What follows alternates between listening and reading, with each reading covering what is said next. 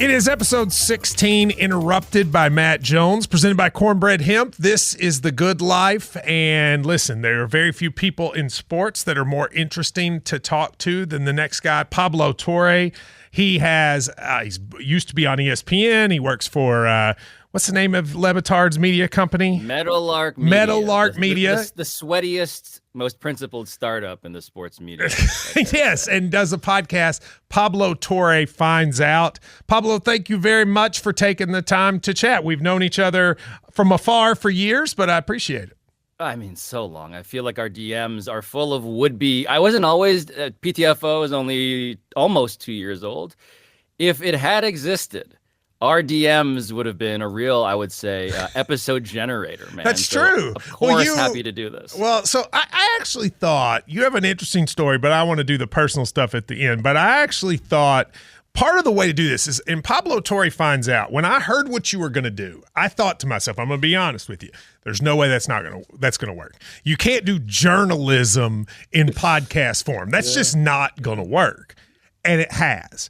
And I thought in order to sort of get people to understand what you do, I thought we would go through some of the stories you've done and just have you talk about them and get people to understand. But first, when you decided, I'm going to do long-form sports journalism in a podcast world, why did you think that would work? It was a race that no one else wanted to run. Mm-hmm. And it's the one that is actually what I'm passionate about. I am authentically, obsessively curious. I am a journalist by trade, and I'm a journalist, hopefully, in the way that people soon realize, is not mutually exclusive with fun. True. Like, to me, it's being smart, but also very stupid. It is being highbrow, but also quite lowbrow. It is the idea of, like, if I'm going to serve you vegetables, I'm melting a ton of cheese on it, right? Like, it's going to be hopefully delicious, but also, to sound like an after-school ad for a second here, nutritious, right? Yes. I want to be both of these things. And so for me, you use those exact words on Bill Simmons or something, right? God. Oh, geez. If I did, I apologize. I have been trying, though, to figure out, like, how do I articulate what my show is to people who have never listened to it? And so I am trying to be always self-aware about, like, not over-promising, but the very nature of what I do is I solve mysteries for my audience and myself and my friends. And so is this a mystery box that I open up and, wow, inside of this can be Rick Pitino or the NFLPA scandal or this videotape starring James Gandolfini the Knicks made for LeBron or whatever else?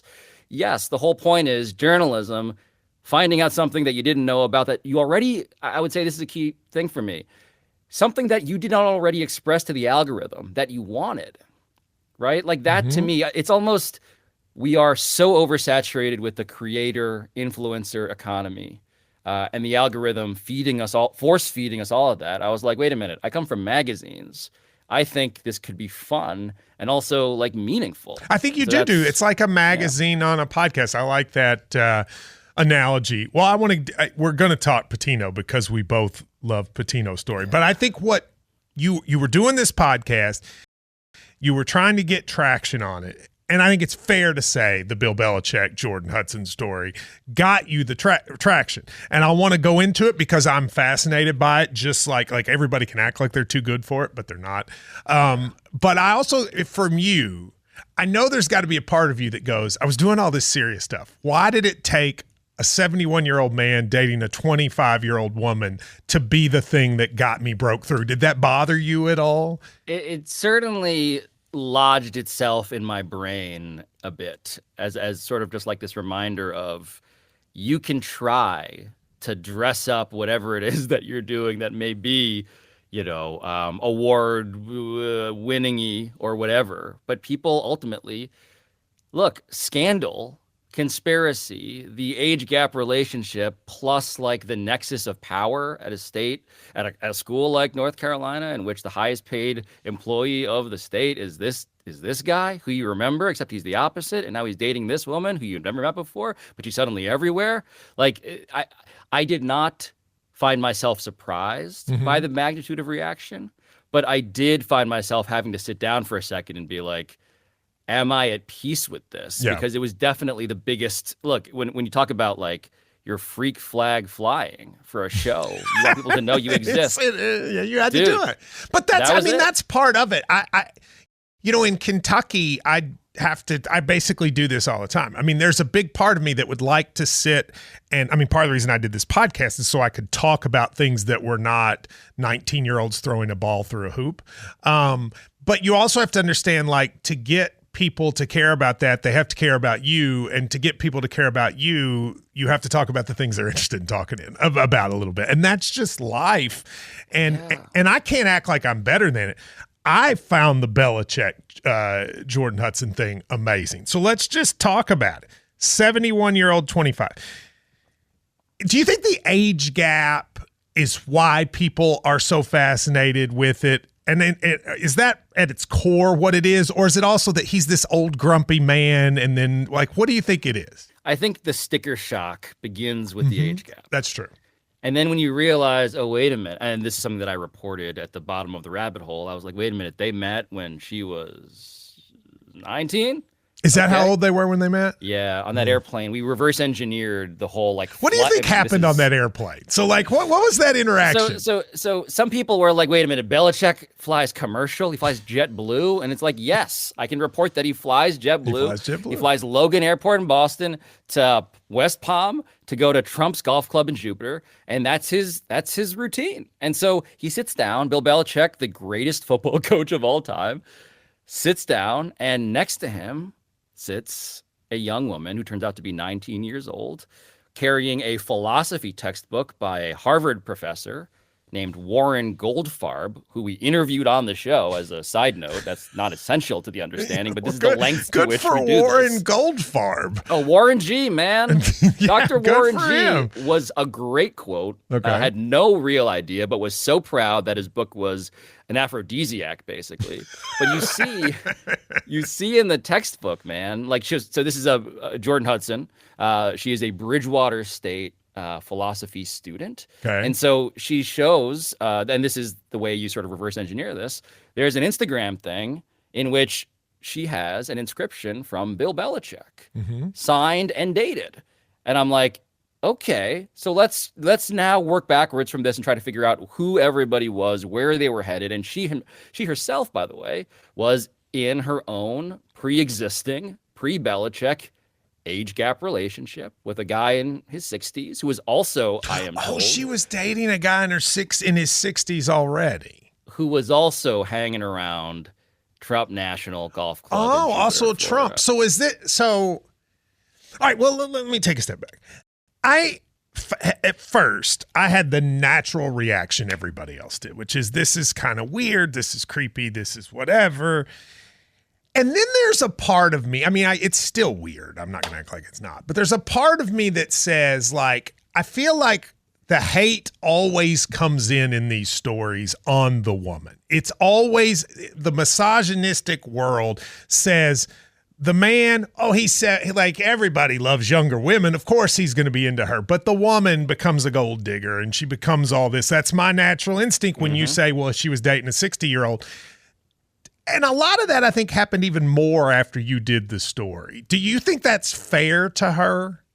I think that people, if they listen to the reporting I've done, should have the impression that I have had, which is Jordan Hudson is kind of a brilliant young strategist when it comes to many aspects of her life. And she is absolutely a 24-year-old in some key ways that basically have proven to be wildly self-destructive. And so I should say that you're totally right, that on some level this story fits into, frankly, a deeply cliched thing that who wants to be surprising and interesting and sort of like enlightened about such things or whatever, I should seek to actually tell the opposite story, right? Like from Monica Lewinsky's point of view, right? There's a part of That's exactly right. That's exactly right. Now here's the thing though.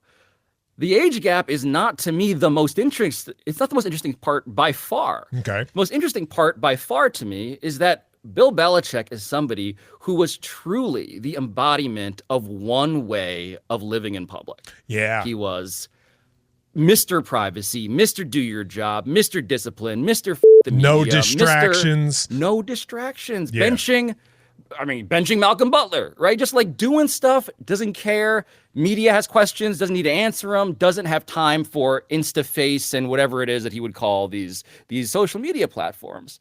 So that's him, right? For 20 plus years, as he is the greatest coach of all time. He is, of course, basically thrown out of the NFL. No one wants to give him a job. The Patriots are like, we're done with this. No one wants to make him a general manager plus head coach. He goes and figures out, what do I do next? And what he does next, Matt, is he launches like a half dozen media enterprises. He has podcasts. He does appearances on television. He is everywhere. I thought he was good on Inside the NFL when he did that. I actually thought he was pretty good at it. I found him interesting. I think Belichick talking about football is inherently interesting. Yeah. Because he is, in that context, a genius. Yeah. But when it comes to the other ways in which he's trying to be a public person now, well, that's where I think of what Bob Kraft said. This was quoted in Seth Wickersham's book. He's an idiot savant. The guy is very good, brilliant, genius level at football, but you'll notice when it comes to like who he's hired, his coaching tree, just to be football nerd for a second, like there aren't a lot of great. No, they haven't. They haven't branches. Yeah, they haven't. But is the simple explanation though why he's into her just she's young and attractive, or do you think there's something else there? So definitely a big chunk. I talked to a former Patriot, and he was like, "Look, this is the least surprising story of all time." Okay, yeah. Right? Like older man, all guys do woman. that. Like, well, not all guys, but many men, this is the story. This is how you see all these powerful men who make all these amazing decisions, and then there's this thing where they just show a different side. And she's a cheerleader and a beauty pageant.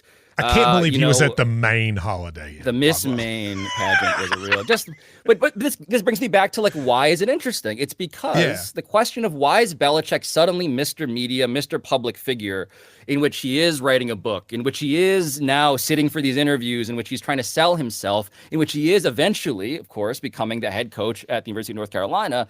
The key thing to realize about his decision-making during this era of his life is that Jordan Hudson is the most powerful person in his inner circle to the exclusion of everybody else that had been, frankly, like attached to him like these remora fish, right? These sort of like mediocre coaches and guys who like needed him to get a job.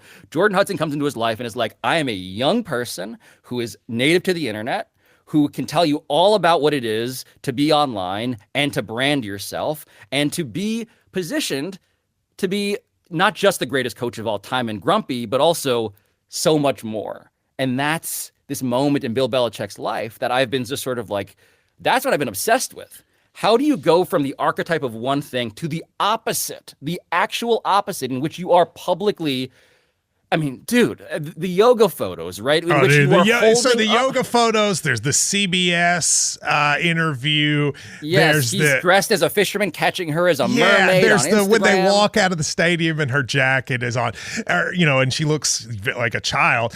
But here's my question, Pablo. I freely admit to being interested in it. For the same reason, I don't like Love Island, but I do like bad reality shows. And I was on, not a reality show, but I was on a docuseries. So, like, I know that life. Yeah. So I'm not in any way saying I'm above being interested in it.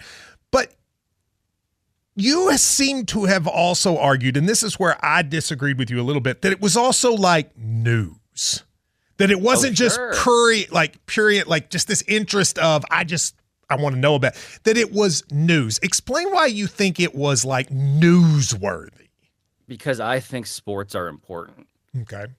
I think at a certain point, if Bill Belichick doesn't matter, then nothing matters. And maybe I'm just sort of like the kind of guy who's clinging to your point earlier about like how what I do is not merely, as they say in newspapers, the toy department, but even more. Now that it's a podcast, right? Maybe I'm just clinging to that. Admittedly, maybe that's my psychotherapy. But I think that the greatest coach of all time, acting one way and then the opposite, in which he is also the highest paid public employee in North Carolina, in which he is also now this leader of young people. And I'm not saying that, whoa, Belichick's corrupting the young people. No. I'm merely saying that this older man, this 71-year-old man, is trying to figure out, how do I relate? How do I win these kids over? And the way he does it, you can't understand his solution to these questions without understanding the impact of Jordan Hudson and the influence of Jordan Hudson, to the degree, by the way, that everybody in Belichick's life, including his family, his inner circle, people around the administration in North Carolina, not everybody, but I would say a majority of them, have expressed a clear concern for, like, oh boy. So do you think it's going to work? Do you think that, like, I mean, the games start here in 4 weeks. Is it going to work? I would say that if he makes it to a second season, everybody should be extraordinarily happy.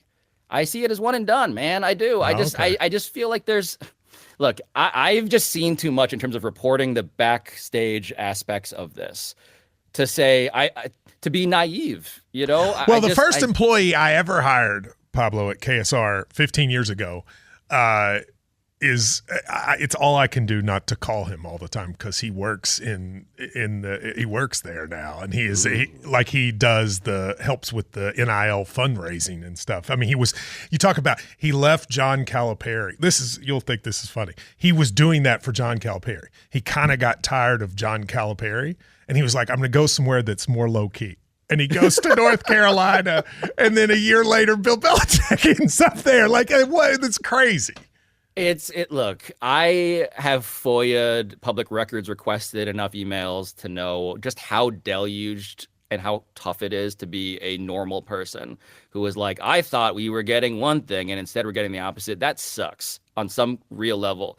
But to go back to your analogy to the reality show, or the bad reality show thing, is this a good or a bad reality show? My vote is firmly in the camp of, this is one of those it's so bad that it's good reality shows. Yeah. I think that when it comes to the way in which, look, Belichick has his son on staff, right? Steve. Mm-hmm. It's not like he can sort of parse. And this is the thing that Jordan Hudson said after that disastrous CBS thing, or this is what North Carolina came out and said, is that she is not employed by the football team. She is employed as a personal advisor, media strategist, PR thing to Bill. And you covered John Calipari. I ask you this. Can there actually be a distinction between professional and personal head coach of a program like that? No. And it bleeds in, it doesn't really matter if there's a check signed or not. I get it. Now you kind of had a back and forth online with Bill Simmons. I have sort of a love-hate relationship with Bill Simmons I don't hate him, but love frustration, because I am in this business because I read Bill Simmons sitting at my law firm at Wilmer Cutler in D.C. in 2002 and thinking, if he can do that, I can do that. So billable hours of a different kind. Exactly right. And I think he changed a lot of this. And so I have a huge amount of admiration, still listen to his podcast almost every time. And you go on there, and I was like, this is going to be tense. And I have to say, you totally owned him. I mean, he wasn't prepared for the interview. I think he had only almost seen clips of your thing. I don't even know if he listened to the whole thing. You came in, were you nervous to do that? I mean, this is the biggest, along with Part of My Take, the biggest podcast platform, and you kind of destroyed him. Well, listen, I am one of you in that regard. I grew up reading him. Mm-hmm. I distinctly remember just like the color scheme of page 2. Oh yeah, yellow. It was that yellow with the black and black. It's just it imprinted itself on me. Yeah, I me read too. no sportswriter, because he also wrote 10,000 word columns regularly. Yeah, but like his draft reviews were so good. God. I would the laugh. Live running it was so diaries, good. Yeah. I read all of it, and also a listener to his show still today. We have many, many friends in common, which is part of why I had my back up a bit about like, why is he coming at me for this without seemingly, as I would discover, really having listened or watched to the stuff that I made. Was I nervous? I was at that point so steeped in the reporting on Belichick that I was ready, but it was nerve-wracking in the sense of like, this is an opportunity for me to kind of I've had these moments a couple of times. When you start doing television, certainly, you kind of feel like you've climbed into the television when you meet certain people. Simmons is like that. He was like that in that moment. I remember I was going to the airport. I was like about to fly home. I was headed to LAX. My suitcase was in the studio. And I was like, I'm about to get on a plane right after this. I'm going to feel either very bad or maybe at best just like pretty good. And it ended up being a conversation that I was very, very, very glad to have had, because I got to argue my way to, I think, some point of public persuasiveness, but also you changed my mind on it. You changed my mind. I mean, I was critical. I thought you had kind of like, all right, that's enough, Pablo. And which is by the way, that's a fair. So the whole thing of like what I had done, for people who aren't familiar, it got to the point where I was like, I'm going to solve every available mystery that I feel is significant to the understanding of the story. And so there was a Ring camera video that Tom Brady. When you did the Ring camera, I was like, all right, that's a lot. You're doing this. Didn't you rent the Airbnb or something? I stared at the bed where allegedly the magic would have happened. I recreated the Ring camera video. I hired an army. I mean, not hired. I didn't pay him anything, but I enlisted an army of geo-guessers to help geolocate it. Yeah, I look, I do serious things stupidly and stupid things seriously. And I do not have any illusion about the idea that if someone were to see that in isolation, they would say, you're an insane person. And I would have to own that. And so for me to explain like this whole approach I had inside of a larger story I was telling that I can and won't belabor here. Dude, I appreciate you listening, because all I can ask for in an era in which we are flooded by everything is for someone to give what I'm doing a shot. And I think people should listen to that. It's on Bill Simmons. I think you did a great job, and you did kind of flip my perspective, and I was like, that's very cool. By the way, you also are friends with, I mean, the two people that I would still be a lawyer if these two people did not exist without question is Bill Simmons, who I haven't met, but who I've talked to. And then one person who I have never met, who if I don't meet before he dies will make me very sad, which is Tony Kornheiser. I mean, my entire radio, if you turned on my radio show, it is a cheap imitation of Tony Kornheiser's radio show. I love him on PTI, but his radio show to me was like everything that I wanted to do was Kornheiser, and the combination of Bill writing and the way Tony made the radio show his life to where I cared about the Washington Nationals through him, and you're close to him. Tell me, because I don't know if I'll ever meet him because he just doesn't go anywhere. Is he awesome, or is he a grump, or do I what? Yes. Okay. Yes and yes. I mean, he's the closest thing to Larry David in real life. I love Larry David too. So yes. Oh, he's a recluse. He is unapologetic. He has a point of view. He will call me and without any introduction just start yelling takes at me.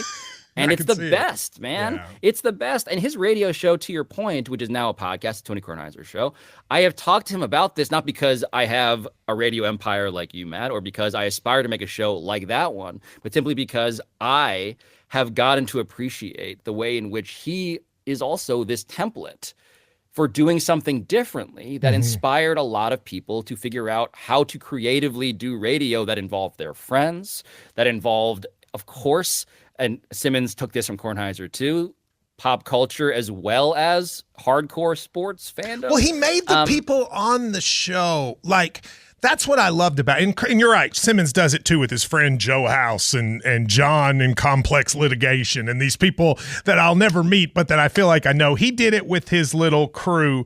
And it's funny because now I do ESPN radio, right? Yeah. And when I first started, they were conscientiously moving as far away from the Kornheiser way of doing radio possible. And I came in and I remember I said, my hero's Tony Kornheiser, and they looked at me like, ugh, your hero should be Mike and Mike. And I was like, I kind of think Mike and Mike sucks.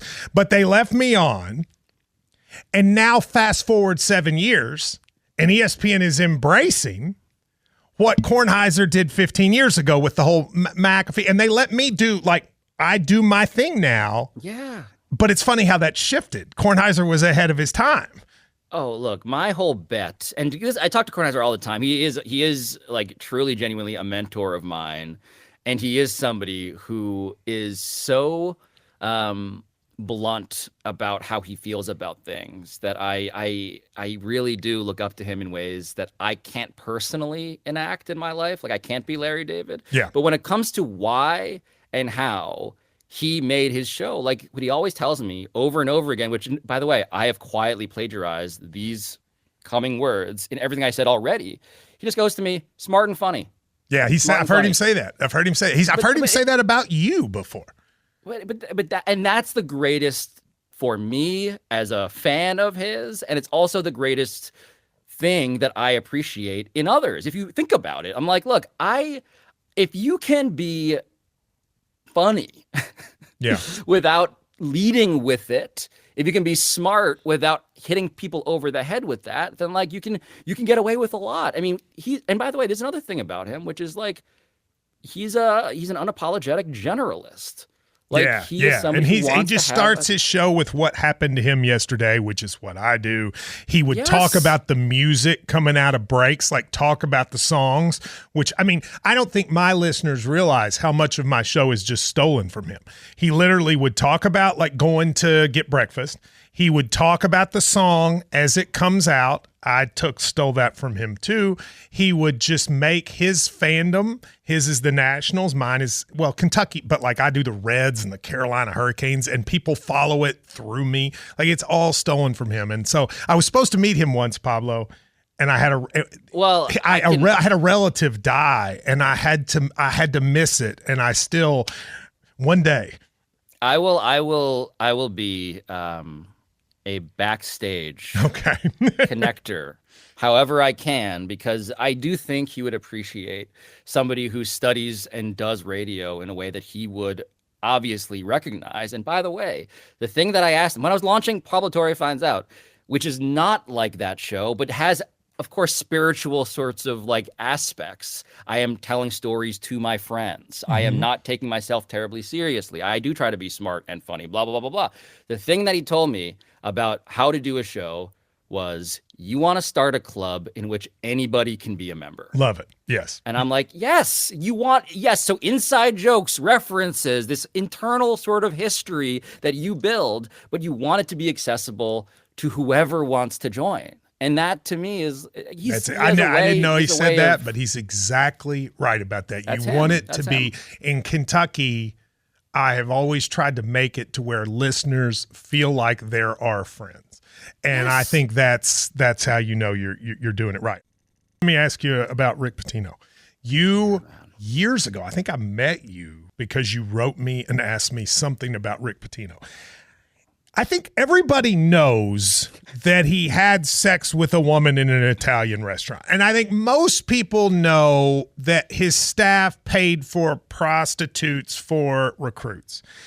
I still don't, however, think the country understands just how crazy that story was. As someone who sat in every moment of the Karen Cipher trial and heard him say, "I did down my leg in less than 15 seconds," it was my tweet that got that out to the world. Yes. Do you think the craziness of the Rick Pitino story is still not totally appreciated? Absolutely not.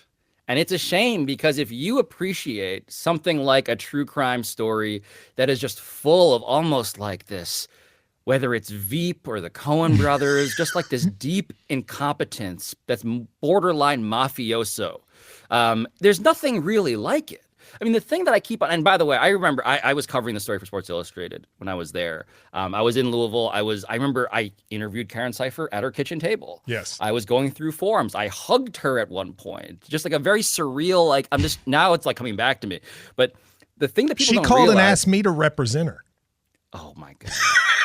Dude. I'm not kidding. I can say that because I didn't say yes, so I can, but she did. And I was like, that would be too insane. You can't have me do that. In the movie version, you do, for the record. In the movie version, you do that. Yeah. But the thing that I don't think people realize, just fundamentally, and we did an episode of my show in which we dove down the rabbit hole and found yet more burrows that are just bat on this story. But the thing on the front end you got to know is that Karen Cipher did not disappear. No. She then married one of his most trusted right-hand men. You can't skip over that, though. This is even crazier. She married the man that Pitino asked to take her to drive to go get the abortion. Across and they state lines. fell in love on the trip. And in the trial, he testified that he fell in love with her when they pulled over at a Subway on the way home from the clinic. Matt, they just wanted it to have. She wanted to have it her way. All right. Is there anything wrong with that? I mean, that's a wild story. Dude, there's no wilder story. Every granular detail, and you're so right to slow it down. Every granular detail is absurd. The fact that they have a child, the fact that on the baptismal certificate, which I reviewed, is the priest that would sit on the Louisville basketball bench. He was the one who signed and validated that this child is going to heaven. I mean, every step of this for years was coexisting in a way that seems incomprehensible, given that she was also the person who would, go to jail for trying to extort him. Like, all of these things coexisted in a way that I think is a remarkable window into how Rick Pitino does business. A great moment of the trial, Pablo, is they brought these men in who were having a relationship with Karen Cipher at the same time. I think the theory was to say, look, I don't know I guess that she also was into other men. And this man came up and he worked for the water department in Louisville. And their premise was going to be that Karen Cipher fell in love with people without really knowing them. And she asked this guy, and he's this country guy. He comes, he's got a pot belly.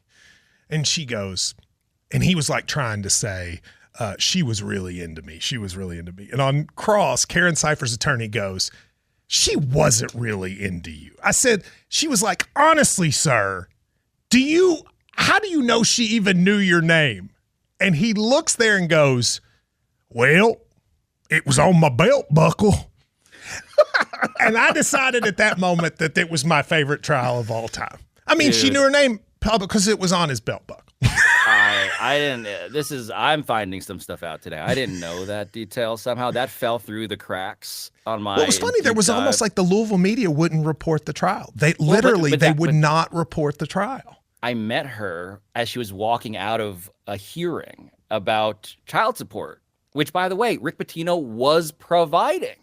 So, like, the whole thing of just like everything about this had this small town feel, but Louisville is also not actually a small town. Correct. It's also a town, a major American city for whom Rick Pitino and his protectors at the university, who stood by him through all of the other crazy things you alluded to, including, strippers and sexual, I don't even know what the right noun is to follow, sexual fill in the blank escapades at a room at a building named after his dearly departed 9/11, victim.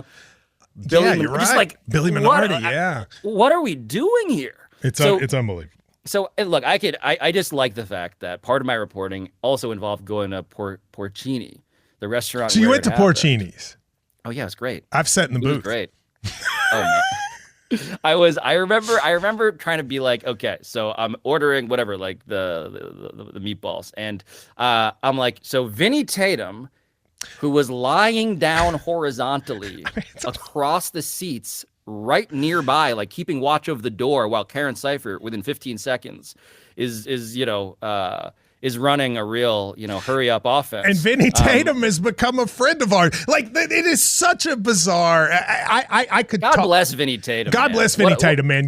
Everybody needs a friend like Vinny Tatum. I'll just say. So this is also the thing about it is how these coaches, who are not merely just like sports figures, but like really important local, borderline political leaders, how they create the system around them, right? Belichick is doing it one way. Pitino, man, the guys he curated since they were ball boys with the Celtics in some cases. Yeah.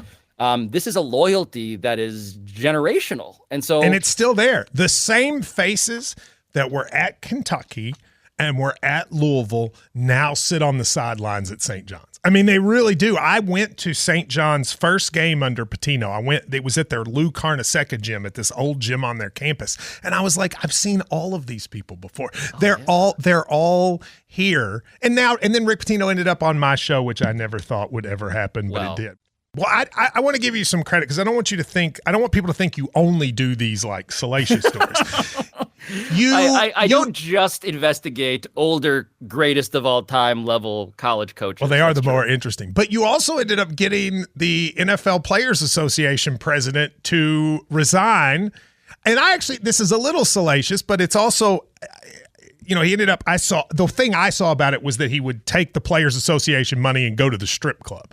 But there was deeper than that. Explain to people what that was. Yeah, so my curiosity started with this because there was a collusion ruling, which is, by the way, like the number one hot button issue that the union was suing the league over that went to arbitration. And this ruling never was talked about, never leaked, never was discussed. And so me and Mike Florio basically put out a ransom being like, can anybody get this document? And I'm a guy who gets documents. And so I'm like, let me see if I can get it. And what you realize in this document is the answer to a question of why would the NFL and the NFLPA, the union and the league, these sworn enemies, arch nemesis, why would they both agree to keep something secret from everybody, including the membership of the union, as well as all these executives in the NFL? So collusion in what way? How are they colluding? So the finding was that the league attempted to collude by Roger Goodell. I mean, this is documented. So let me wind up a little bit. So Deshaun Watson gets signed to the worst contract in NFL history, right? Fully guaranteed, $200+ million. And the reaction from the league office, it turns out, because in this collusion arbitration, in the series of legal proceedings behind closed doors, in which Roger Goodell, 8 NFL owners, Lamar Jackson, Russell Wilson, Kyler Murray, the NFL's general counsel, a slew of executives, the executive director of the NFLPA, all of them have to testify. All of them, Matt, and you as a lawyer will appreciate this, all of them submit to expedited discovery, which means you get the cell phones. You get the texts, you get the emails. So I say all of that to say that Roger Goodell documented in emails, sent messages to his general counsel in which they told the owners at the annual meeting, the league meetings, the big meetings in front of the 32 NFL teams, do not give guaranteed contracts out. That is the Cliff Notes version of it. And that attempt, the arbitrator documented in detail, and there are, again, just texts between owners in which they're celebrating not giving guaranteed deals out to Kyler Murray, which will save the Chargers owner money on Justin Herbert. You have the realization that Lamar Jackson, after he was non-exclusively franchise tagged by the Ravens, got 0 incoming offers. 0. Yeah, and the reason that matters for people who wouldn't sort of understand is in order for the NFL to kind of get exempt from antitrust laws, they have to operate under this sort of fiction that they're all competing with each other, which they are on the field.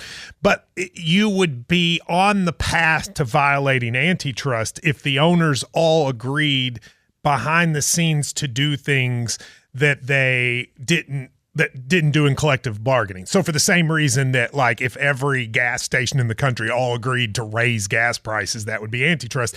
That's why what you found would matter. Yes, and I would say that even if you don't appreciate what Matt just very succinctly summarized better than I could, you just get a window into the way that all of these people talk behind the scenes. And so you get the texts, you get the emails, you get these transcripts, these testimonies, and they are bumbling. They are simply saying the things that the NFL Players Association has been trying to get people to believe for decades. And they finally have this proof. It was called to me by a union source the Holy Grail, because here you have proof of this attempt to collude in like 4K level quality, right? Billionaires. Robert Kraft, John Mara, like down the line, just like famous, powerful people clearly doing the thing they never want to be caught doing. They got caught doing it. But the union and the league agreed to suppress via confidentiality agreement this document, which no one had ever seen until I published it. A 61-page And so why file. did the Players Association head agree? Just because he liked to go to the strip club? Well, the larger story there is that this whole arbitration grievance, the collusion grievance, was filed by the previous regime. That was DeMaurice Smith. DeMaurice Smith was the adversarial former prosecutor. Yeah, I remember her. This regime was led by aforementioned strip club enthusiast Lloyd Howell, who was, by his own reputation, his self-styled image, somebody who was a businessman who was going to get along with the league in ways that the previous regime didn't. And so that, plus the fact that the election of Lloyd Howell, as we report exhaustively in the episode, was this deeply corrupt and unusually secretive process in which literally the names of the two finalists for that job that went to strip club guy, the names of the finalists were not revealed for the voters until the day they showed up, because the union executive committee, the players who run this thing, had amended the Constitution to prevent the media from apparently looking into this. All of it was unusually secretive and suspicious. All the more, I'm sure that'll make players like Russell Wilson more than they already did, which wasn't a lot. I want to go quickly before we get done. I want to give you a few minutes on a couple of these other things. These are recent episodes that caught my eye. I'm a big wrestling guy. I bought a terrible financial decision wrestling company, so I love it. You say Dennis Rodman and Karl Malone, who played each other in the 98 finals, but also were fighting in wrestling at the same time. Well, just tell me what the argument is about them, because people will remember they played in the finals, but then they would also show up in wrestling rings. Yes, I didn't realize how truly parallel this wrestling timeline was happening to the 1998 NBA Finals, the most iconic finals, Michael Jordan's legacy being sealed, the mythology of him being born with this shot over Brian Russell. Karl Malone and Dennis Rodman, we talked to Diamond Dallas Page about this. Dude, he does good yoga. He should help you with his yoga. Oh my God, just a truly limber character. He's actually changed a lot of people's lives with that yoga. Absolutely. Yeah, he's saying no joke. Yeah, for real. No joke.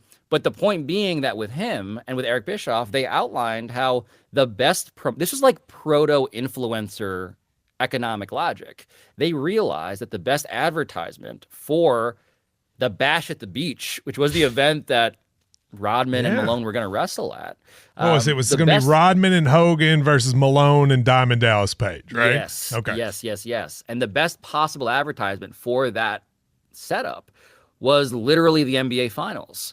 And so they orchestrated a plan to get Malone and Rodman to basically promote by fighting each other during the finals. Oh, so when he kicked him, that was set up? It was just that clip, which was in The Last Dance, was the tip of the iceberg. We went back and rewatched the whole thing. Yeah. And I didn't remember how much the diamond cutter got thrown into the air. Like, we play it in the YouTube channel. You see multiple, just like, and by the way. By Karl, you mean? He would throw? Yes, by Karl Malone, his partner. And so he's throwing up the diamond. I didn't remember that either.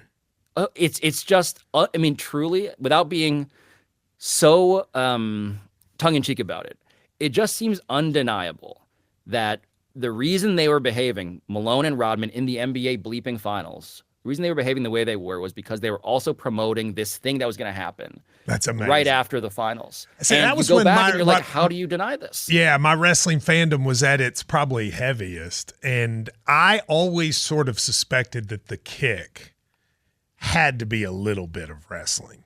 But I didn't realize that it was so much of it. I'm going to have to go back and listen. God. Now, you also talked about one of my favorite stories in sports history. Mario, do you know that the Yankees players once traded wives? 2 players on the Yankees traded wives and families, I believe. Tell people what happened. You might know it as the wife swap, the Yankee wife swap, but you are right, Matt. This was 2 pitchers, 2 lefties on the same Yankees pitching staff in the 70s, actually trading places so that they swapped families and pets. And this pets. happened. They did it to their pets. Oh, it was truly like a trading places scenario. And the best part about this story, which again I cannot stress this enough, is completely real, is that one couple. This is Mike Heck and Fritz Peterson, by the way, 2 Yankee pitchers.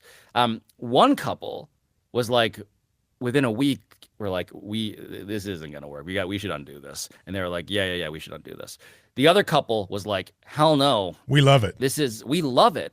And that couple, spoiler alert, lasted for more than 50 years. No way. So let me go back, because I knew this happened, but did they just like get together and say switcheroo? Like what was what did they? How did they make it happen? Effectively, yes. I mean, so look, this was the 70s, man. The 70s. 70s were a different time. Yeah. Not to sound like Charlie Murphy. It was a real different time. Look, there was a party that was held by a sportswriter for, I believe, the Daily News at the time.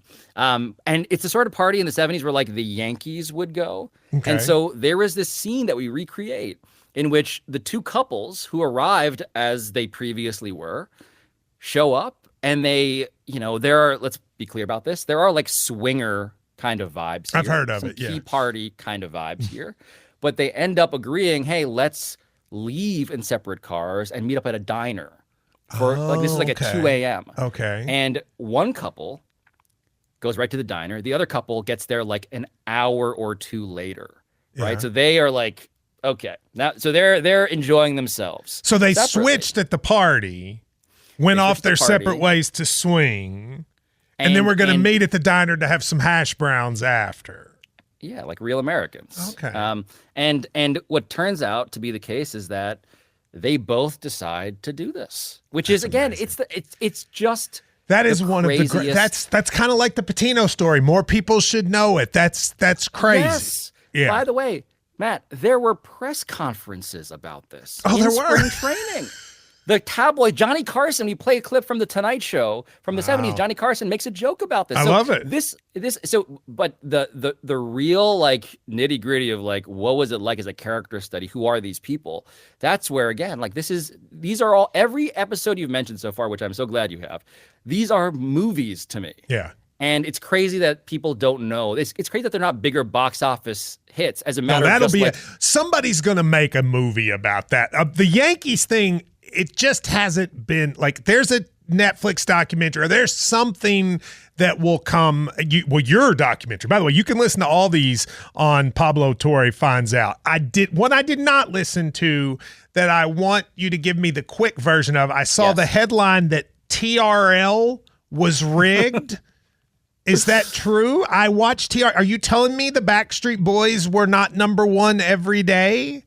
It was an inside job, man. The most influential television show in the 1990s, the thing that drove the business of pop culture and music, was rigged. And it was presented, for those who don't know, it was presented. This is Times Square every weekday afternoon. The biggest thing in the world. Police presence, screaming, like the archetype of just like the 90s boy band era. But and everyone would get on it. Eminem, like every musician. Yes. Oh, there's the famous Oasis interview with the guy. Like everyone came on. But the point, and by the way, Puff Daddy, then Diddy is there. Like everybody from that time, J-Lo is there. But the point being that like these boy bands kept on winning. And of course they were very popular, but also of course there was this sham democracy in which it was a call-in show. Mm-hmm. You would call in and you wait for the lineup to be revealed from 10 to 1. And it was we got the MTV executives who ran the show on tape to admit this. Yes, they rigged it. Oh no! And it's just like, are you going to tell me Ruben Studdard did not beat Clay Aiken? Is that going to be the next thing you tell me? I'm gonna start sounding like Donald Trump talking about Smartmatic voting machines pretty soon. Yeah, you've got to be careful about that. Okay, this is for the KSR listeners. We have had more fun in the last 15 years laughing about what I still think is maybe the funniest moment, certainly on the NBA draft ever, where when Shane Battier interviewed this kid that got picked from Russia. God. And he asked him a question, and the poor kid could barely speak English, and he just says, like, he was this, he was that. And then Shane Battier has absolutely no idea what to say, and he just looks at him and goes, well, that's great. And we've been using that drop of, well, that's great, for over a decade. It's maybe my favorite clip of all time. I saw you had Shane Battier on, and you were talking about how his ESPN career failed. And I think if you went back and looked at Shane Battier in college, you would have probably said there's no more sure thing as a media analyst in the history of mankind than Shane Battier. Why didn't it work with him? And how does he feel about that? Because everyone thought he would be the next whatever, Jay Billis, or pick your person. Oh, by the way, that clip is the clip we played for him. Yes. That made him reckon with exactly what your read of it is, which is he is not good in this role. He just wasn't. No, he wasn't. And I think he sort of reclines on the therapy couch with us about that for a bit, because what's so stunning as you listen to him on this episode or just in life is how effortlessly charismatic he is. I was at Duke with him. He dated my next door neighbor growing up. I got to know him. He was smart. He was charming. I thought, no way he doesn't work. Oh, and he can laugh at himself, and he's great. And so it's like this special combination of things. But he was just, I think look, we see in sports television all of the time how people get put into roles that aren't actually playing to their strengths. That interview, like Battier shouldn't be interviewing random draft prospects, number one. Number two, though, they should at least be able to speak English if they're going to, if he's going to, That it wasn't doing him any favors. Yeah. Certainly, the language barrier. It was also the case, though, that Battier, this job was a job he started doing almost out of an obligation to what everybody expected him to do at a time when he was still like not at peace with him no longer playing professional basketball. Okay. So it was like this incredibly just a sad mental image of Battier, just like going from city to city, trying to cosplay as what does he do now? Oh my God. I mean, so he was in the front office of the Miami Heat. Okay. He left that job. And now he's one of these guys who has like 2 books coming out, and he hosts a podcast. He is doing exactly what he should be. He's he's a Renaissance man. He's doing a zillion different things. And that was great. I hate Duke, even though I went there, I hate it worse than anything. The Battier, Williams, Boozer, Dunleavy team is, if not the best college basketball team of my life. It's in the conversation. I mean, they were unbelievable to watch in person. I'll finish with this. You worked with Bomani Jones, who's my really, really good friend. And you worked with him on a TV show. And I remember when that started, I thought, this is going to be great. I mean, these 2 dudes are both insanely smart. I mean, it's going to work. And I actually thought it looked amazing. My ex-girlfriend at the time was in TV production. And I remember we were watching it one time, and she said, that show looks amazing, just visually, like the way it was done. The show ended up not really working. I know I've talked to Bomani about how hard that was for him. Was it hard for you to have a show with that platform and it just didn't work? Absolutely. I mean, I remember, dude, to sort of like go full circle here, I remember the day after our first episode. It was an hour long. It was live. It was shot in this cinematic. Yeah, that's what it looked like, a movie. Yeah. Way. That's Eric Rydholm who had the aesthetic idea for it. Almost like a Western was how it would open, the bell and then like this soundtrack. Yeah, I forgot about that. The day after we did the first episode, Tony Kornheiser calls me and he says, you guys are going to take over PTI. I've seen enough. That's it. And he does not do this easily or freely. But that's the level of sort of like expectation and the level of just like, wow, this is working after day one.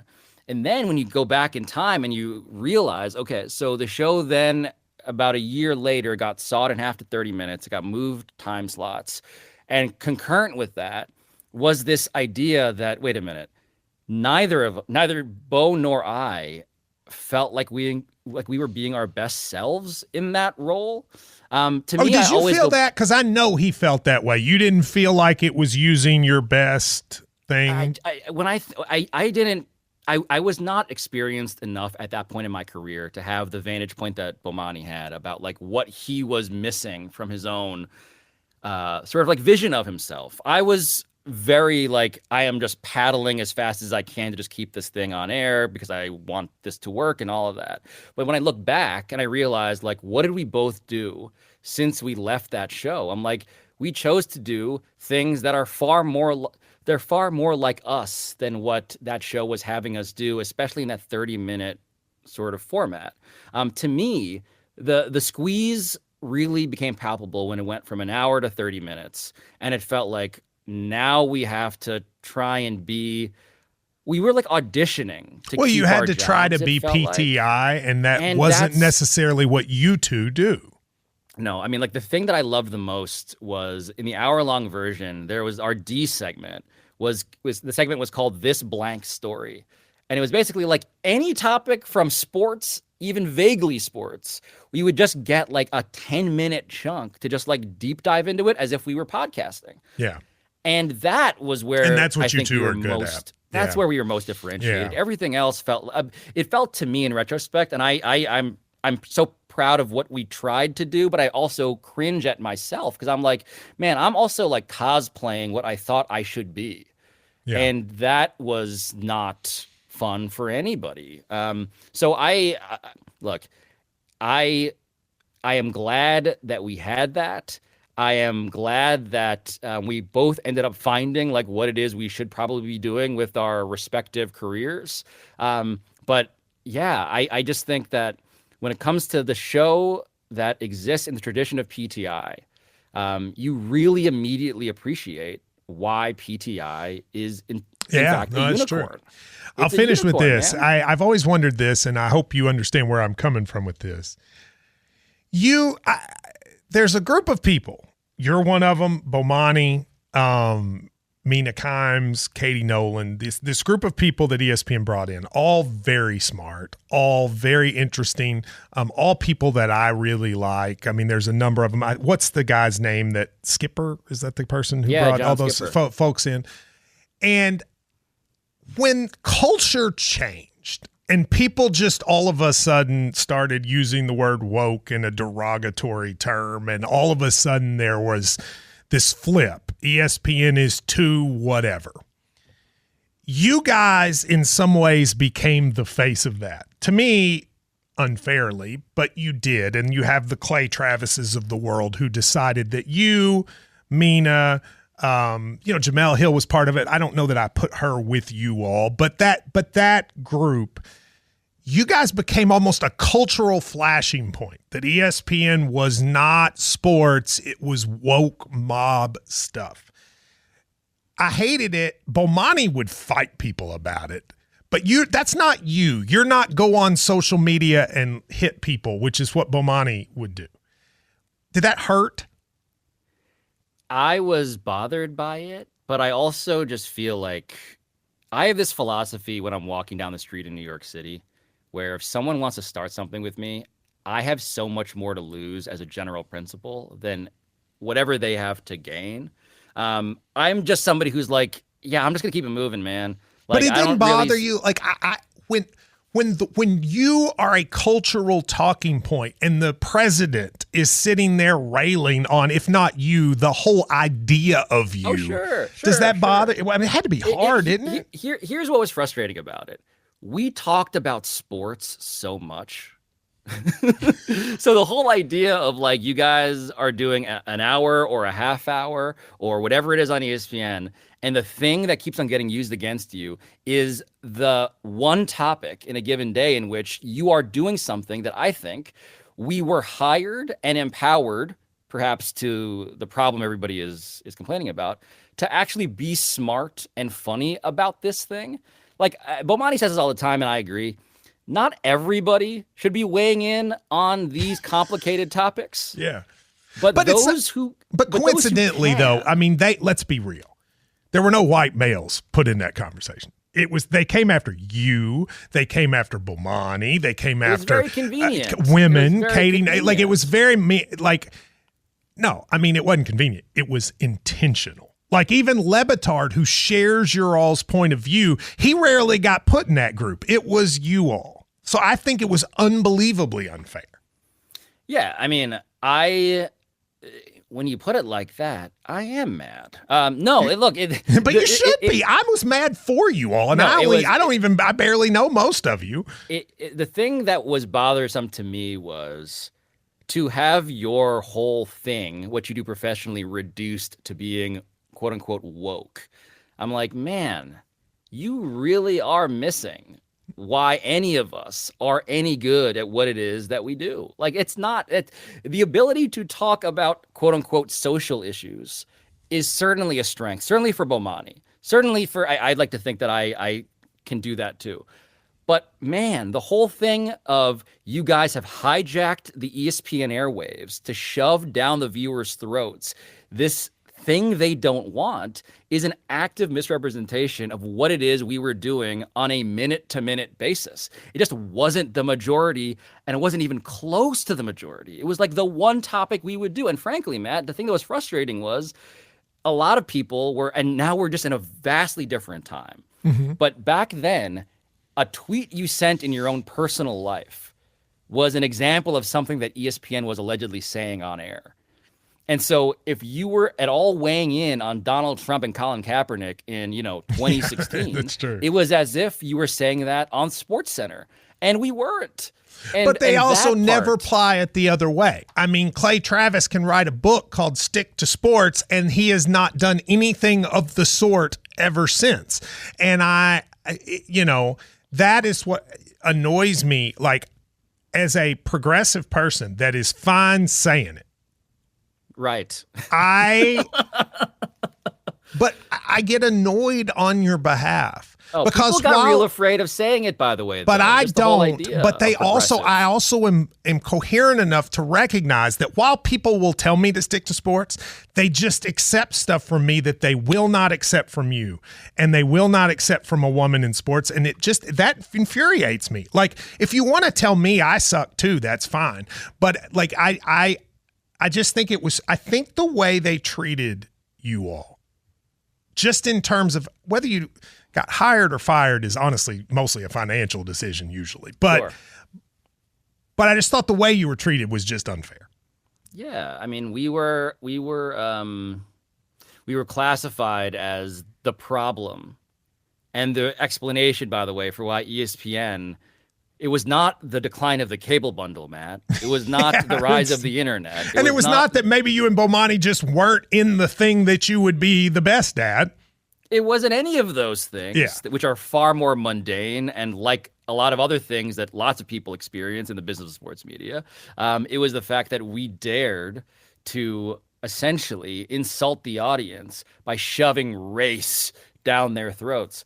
And look, maybe you get that impression if you're on Twitter, I guess. But now the thing that I marvel at sort of in retrospect is we're at this moment in time where Stephen A. Smith is plausibly running for president, in which he is that's ridiculous. He is okay, come on.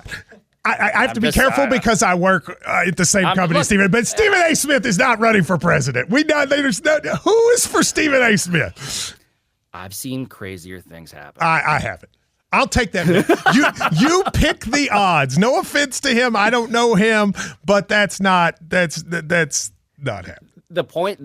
By the way, I look forward to replaying this videotape in a couple of years. Well, we're not putting this one up because I don't need to get calls from the this will live on the podcast, but it won't be on social media. Use your discretion. But to that point, the podcast versus linear television, Stephen A. can go on his private, independent podcast and talk to Ben Shapiro and Candace Owens and any number of politicians, and he doesn't wear the criticism of sticking to sports. But it's all really changed. I mean, McAfee can have Aaron Rodgers talk about vaccine skepticism, and it's changed. You guys just hit this period where it was not allowed. Yeah, because we were non-white people and or women and or these quote-unquote woke libtards who dared to take over a lot of people's favorite thing. And I'm like, man, look at the math. Like, how much are we on air talking about this stuff? That's the thing that always just bugged me. I'm like, you guys are overreacting to something. Yeah. Pablo, I really enjoyed this. So Pablo Torre Finds Out. It is it is excellent. I always liked Pablo, and I liked the episodes that I would hear, but I was what's great about what you did is I was so skeptical. I mean, about what we talked about on the whole Belichick thing, and then you kind of won me over by the end of it. I think that's really cool, and I really appreciate you taking the time to do this. Thank you very much. Look, persuasion in 2025 is arguably the most magical, unexpected thing for anyone who makes anything to accomplish. So it is really cool to say that, to hear you say that. And also, I look forward to having you on the eventual Rick Pitino sequel episode, because you know that's coming. Oh, dude, I would listen. That's in my wheelhouse. It's either that or it's that or ranting about Mitch McConnell. I can do either one of those two things. Why not both? Why not both? Thank you, Pablo.